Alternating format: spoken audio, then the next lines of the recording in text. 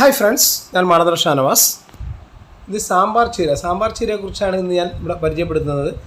സാമ്പാർ ചീര, കൊഴുപ്പ് ചീര, പരിപ്പ് ചീര എന്നൊക്കെ പല പേരുകളിലും അറിയപ്പെടുന്ന ഒന്നാണ്. നമ്മളുടെ പറമ്പിലും വഴിയരികിലും ഒക്കെ ധാരാളമായി കണ്ടുവരുന്ന ഒന്നാണ്.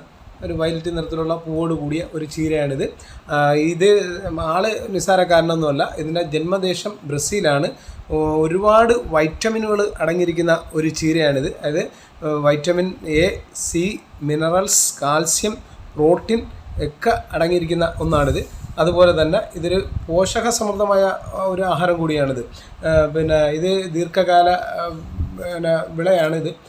അതുപോലെ തന്നെ ഇതിന് പ്രത്യേക പരിചരണങ്ങളൊന്നും ഇതിന് ആവശ്യമില്ല. ഇത് നമുക്ക് ഒന്ന് ഈ കമ്പൊന്ന് ഒടിച്ച് എവിടെയെങ്കിലും ഒന്ന് ഇതിൻ്റെ ഒരു തണ്ടൊടിച്ച് കുഴിച്ചു വെച്ചാലും ഇത് കിളിച്ചു വന്നോളും. ഇത് തമിഴ്നാട്ടിലെ മാർക്കറ്റുകളിൽ വില കൊടുത്തിട്ടാണ് ഇത് വാങ്ങാറുള്ളത്. തമിഴ്നാട്ടിലെ പ്രസളച്ചീര എന്നാണ് ഇതിനെ അറിയപ്പെടുന്നത്.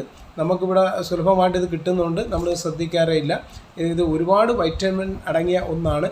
ഇത് നമുക്ക് ഈ ദഹന പ്രക്രിയയ്ക്കൊക്കെ നമുക്കിത് കഴിക്കാവുന്ന ഒന്നാണ് ഈ ചീര.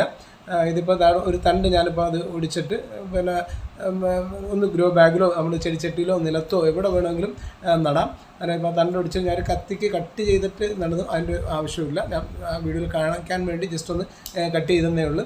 ഇത് നമുക്ക്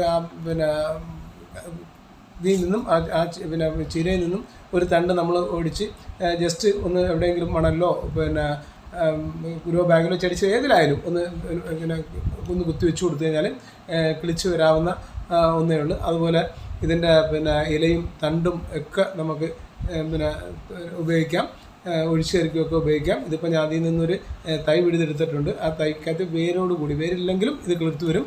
ഇതിൻ്റെ തണ്ടൊടിച്ച് വെച്ചാലും അത് 100% നമുക്കിപ്പം നിലത്തോ ഗ്രോ ബാഗിലോ ചെടിച്ച് എവിടെ നട്ടാലും 100% വേരുണ്ടാവും.